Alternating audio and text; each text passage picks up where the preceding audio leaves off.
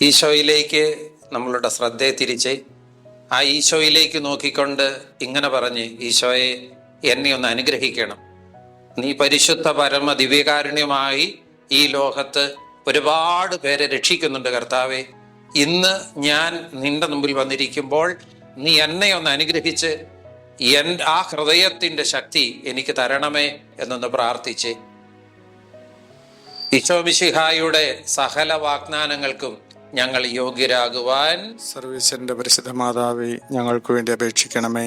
പ്രിയപ്പെട്ടവരെ, 2-ാം ദിവസത്തെ നൊവേനയ്ക്ക് വേണ്ടിയിട്ടാണ് നമ്മൾ ഇന്ന് സമ്മേളിച്ചിരിക്കുക. ഈ കരുണയുടെ ജപമാലയിൽ പങ്കെടുത്താൽ, ഈ രൂപത്തെ നമ്മൾ വണങ്ങിയാൽ നമുക്ക് എന്ത് കിട്ടും എന്ന് വേണമെങ്കിൽ സ്വാഭാവികമായിട്ട് നമ്മൾ ചിന്തിക്കാം. ഞാൻ കാരീസ്വാമൻ ധ്യാന കേന്ദ്രത്തിലാണ് എൻ്റെ ആദ്യകാലങ്ങളിൽ ശുശ്രൂഷ ചെയ്തത്. അവിടെ 10-11 വർഷക്കാലം ശുശ്രൂഷ ചെയ്തു. അപ്പൊ എനിക്ക് ട്രാൻസ്ഫർ ആയപ്പോൾ ഒരാഴ്ച മുമ്പ് ഞാൻ അവിടുന്ന് യാത്ര പറയുന്നതിന് മുമ്പ് എന്നെ അറിയുന്ന സാബു എന്ന ഒരു സഹോദരൻ എനിക്ക് പ്രത്യേകമായി സമ്മാനമായി നൽകിയത് 3.5 അടി ഹൈറ്റുള്ള ഒരു കരുണയുടെ ഛായാചിത്രമാണ്. അപ്പൊ ഞാൻ ആദ്യം ഓർത്തു, ഇത് അവിടം വരെ കൊണ്ടുപോകണമോ, ഇത് കൊണ്ടുപോയിട്ട് വല്ല കാര്യമുണ്ടോ, വേറെ വല്ല സമ്പത്തായിരുന്നെങ്കിൽ അത് ഉപകാരപ്രദമായേനെ എന്ന് ഞാൻ ചിന്തിച്ചിട്ടുണ്ട്. എങ്ങനെയാണെങ്കിലും ഞാൻ ആ രൂപവും ഇവിടെ കൊണ്ടുവന്നു. ഈ പട്ടിക്കാട് ആത്മജ്യോതി ധ്യാന കേന്ദ്രത്തിൽ ശുശ്രൂഷകൾ തുടങ്ങാനുള്ള ആരംഭം ഒന്നും നടക്കുന്നില്ല. കെട്ടിടമില്ല, ശുശ്രൂഷകളില്ല, ശുശ്രൂഷകരില്ല. അങ്ങനെ അപ്പൊ ഒരു ശൂന്യത എന്നെ പിടികൂടി. അപ്പോൾ ഞാനിരുന്ന് പ്രാർത്ഥിച്ചുകൊണ്ടിരിക്കുമ്പോഴാണ് ദൈവം ഒരു സഹോദരനിലൂടെ എനിക്ക് ഏറ്റവും വിലപിടിപ്പുള്ള ഒരു കരുണയുടെ ഛായാചിത്രം എനിക്ക് നൽകിയിട്ടുണ്ടല്ലോ എന്ന് കർത്താവിനെ ഓർമ്മപ്പെടുത്തിയത്. ഞാൻ പിറ്റേ ദിവസം തന്നെ ആ ഛായാചിത്രം എൻ്റെ റൂമിൽ ഞാൻ പ്രതിഷ്ഠിച്ചു. ഞാൻ അതിൻ്റെ മുൻപിലിരുന്ന് പ്രത്യേകമായി പ്രാർത്ഥിക്കാൻ തുടങ്ങി. ഞാൻ അതിലേക്ക് കുറെ നേരം നോക്കിയിരുന്നു. കാരണം ചുറ്റും ശൂന്യത, പ്രാർത്ഥനകൾ നടക്കുന്നില്ല, ശുശ്രൂഷകൾ നടക്കുന്നില്ല. എങ്ങനെ ഒരു രൂപമുണ്ടാകും? പ്രിയപ്പെട്ടവരെ, കുറച്ചു ദിവസങ്ങൾ ഞാൻ അതിൻ്റെ മുമ്പിലിരുന്ന് പ്രാർത്ഥിച്ചു. ഈ ഭവനത്തിൽ ചലനങ്ങൾ ഉണ്ടായി, ഈ ഭവനത്തിൽ അനുഗ്രഹങ്ങൾ ഉണ്ടായി. എവിടുന്നോ എനിക്ക് മനസ്സിനൊരു ധൈര്യം കിട്ടി. പ്രാർത്ഥനാ ഗ്രൂപ്പിലുള്ളവരെ വിളിച്ചു, ഒരുമിച്ചിരുന്ന് പ്രാർത്ഥിച്ചു. 6 മാസം കഴിഞ്ഞപ്പോഴേക്കും ഇവിടെ സാവധാനത്തിൽ ശുശ്രൂഷകൾ ആരംഭിക്കത്തക്ക രീതിയിലുള്ള ചലനങ്ങൾ നടന്നു. സമ്പത്ത് വന്നു, ശുശ്രൂഷകരെ കിട്ടി, ശുശ്രൂഷകളും ആരംഭിച്ചു. അപ്പൊ ഏറ്റവും വലിയ സമ്പത്ത് ദൈവം എനിക്ക് നൽകിയത് ആ കരുണയുടെ ഛായാചിത്രമാണ്. നമ്മൾ ഇങ്ങനെ സുവിശേഷത്തിൽ ഒരു ചിന്ത കിട്ടുന്നില്ലേ? ദൈവം തൻ്റെ ജനത്തിന് എന്തെങ്കിലും കൊടുക്കാൻ ആഗ്രഹിക്കുമ്പോൾ ദൈവം ആരെയെങ്കിലും തിരഞ്ഞെടുക്കും. അപ്പൊ ഞാൻ ഇവിടെ വന്ന് ശൂന്യത ഉണ്ടാകും, ഇവിടെ നിനക്കൊരു ശൂന്യത ഉണ്ടാകരുത്, അതിനുവേണ്ടി ദൈവം എന്ത് ചെയ്തു? സാബു എന്ന സഹോദരനിലൂടെ ഈ ഛായാചിത്രമാണ് എനിക്ക് നൽകിയത്. ഈ 2-ാം ദിവസം ഈ ശുശ്രൂഷകളിൽ ഇത് പങ്കെടുക്കുന്നവര്, കേൾക്കുന്നവരോട് എനിക്ക് പറയാനുള്ള ഒരു വലിയ സന്ദേശമുണ്ട്. അത് ഈശോ തന്നെ ഫൗസ്റ്റീനയിലൂടെ വെളിപ്പെടുത്തിയതാണ്. ഈ ഛായാചിത്രത്തെ വണങ്ങുന്നവര്, ഇത് പ്രാർത്ഥിക്കുന്നവര്, ആത്മാവ് ഒരിക്കലും നശിച്ചു പോകുകയില്ല. പ്രിയപ്പെട്ടവരെ, ഇതൊരു അത്ഭുത ചിത്രമാണിത്. അപ്പൊ ഞാന് ഈ ദിവസങ്ങളിൽ ഈ ആരാധനയിൽ പങ്കെടുക്കുമ്പോൾ ഈ ഛായാചിത്രത്തെ നോക്കുമ്പോൾ അത് നമ്മളെ വളർത്തും. അപ്പൊ അതുകൊണ്ട് എനിക്ക് ഈ 2-ാം ദിവസം നിങ്ങളോട് പറയാനുള്ളത്, നമ്മുടെ എല്ലാവരുടെയും വീടുകളിൽ ഇങ്ങനെ ഒരു ഛായാചിത്രം ഉണ്ടാവട്ടെ. ആ ഈശോയുമായി അഭേദ്യമായിട്ടൊരു ബന്ധമുണ്ടാവട്ടെ. പ്രിയപ്പെട്ടവരെ, കൊച്ചു തെരേസ്യായുടെ അപ്പൻ ജോൺ ഓഫ് ദ ക്രോസിന്റെ ഒരു പുസ്തകം കിട്ടി അദ്ദേഹത്തിന്റെ കയ്യിൽ. ആ പുസ്തകം അദ്ദേഹം സീരിയസ് ആയിട്ട് എടുത്ത് വായിക്കുകയാണ്. വായിച്ചു കഴിഞ്ഞ് അദ്ദേഹം ആ പുസ്തകം എടുത്ത് ഒളിപ്പിച്ചു വെക്കും. കാരണം അപ്പൻ അറിയാം, കൊച്ചു തെരേസ്യ ഇതെടുത്ത് വായിച്ചാൽ അവള് മടത്തിച്ചേരും. കാരണം അത്രയും പ്രധാനപ്പെട്ട ഒരു പുസ്തകമാണ്.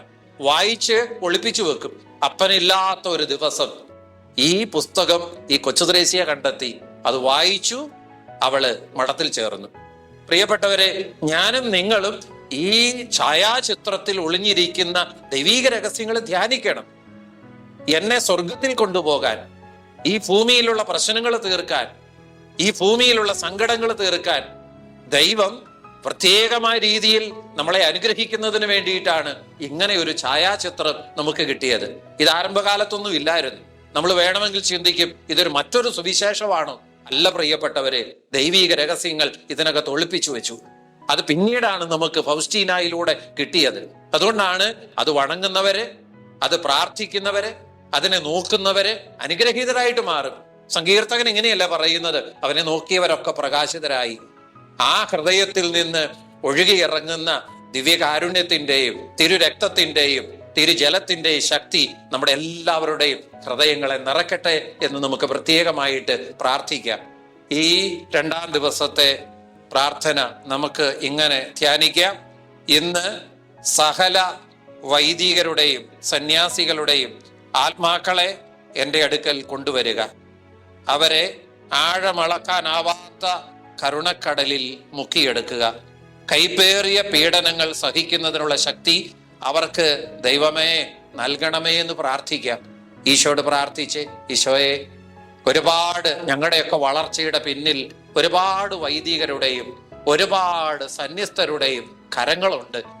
ഇന്ന് അൾത്താരകൾ ജീവനുള്ളതാകുന്നത് കർത്താവെ ആ വൈദിക ശുശ്രൂഷ ചെയ്യുമ്പോഴാണ്, സന്യസ്ത ശുശ്രൂഷ ചെയ്യുമ്പോഴാണ്.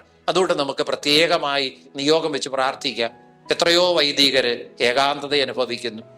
എത്രയോ വൈദികര് ഒരുപാട് പേരെ മറ്റുള്ള തെറ്റിദ്ധരിക്കപ്പെട്ട്, സന്യാസമൊക്കെ ഇന്ന് തെറ്റിദ്ധരിക്കപ്പെട്ട് ഇന്ന് ജീവിച്ചുകൊണ്ടിരിക്കുന്ന കാലഘട്ടത്തിലാണ്. ലോകം ചിന്തിക്കുന്ന എന്താണ്? ആരെയും വൈദികനാകാൻ വിടരുത്, ആരെയും സന്യസ്തരാകാൻ വിടരുത്. അതുകൊണ്ട് നമുക്ക് ഏറ്റെടുത്ത് പ്രാർത്ഥിക്കാം. ഞങ്ങളുടെ വൈദികരെ സംരക്ഷിക്കേണ്ടത് നമ്മുടെ കടമയല്ലേ? നമ്മൾ വൈദികരുടെ അപ്പനും അമ്മയുമായിട്ട് മാറാനായിട്ട് പരിശ്രമിക്കാം. ദൈവവിളി കുറയുന്നു. ദൈവവിളി കുറഞ്ഞാൽ അൾത്താരകൾ ശൂന്യമാകും, പള്ളികൾ ശൂന്യമാകും.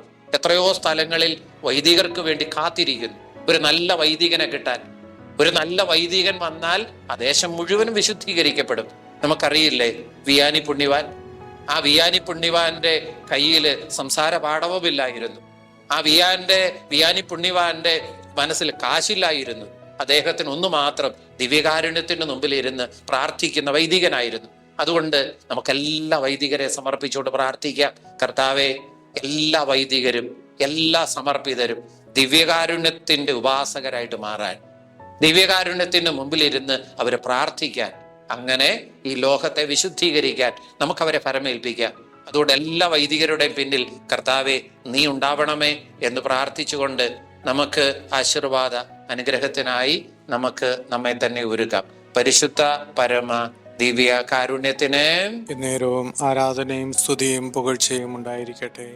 നമ്മുടെ കർത്താവ് ഈശോ മിശിഹായുടെ സമൃദ്ധമായ കൃപയും പിതാവായ ദൈവത്തിന്റെ അചഞ്ചലമായ സ്നേഹവും പരിശുദ്ധാത്മാവിന്റെ അനുഗ്രഹവും ഈ ആശീർവാദത്തിലൂടെ നിങ്ങളുടെ മേലും നിങ്ങളുടെ നിയോഗങ്ങളുടെ മേലും ദൈവസമൃദ്ധമായിട്ട് വർഷിക്കട്ടെ, ഇപ്പോഴും എപ്പോഴും എന്നേക്കും. ആമേൻ.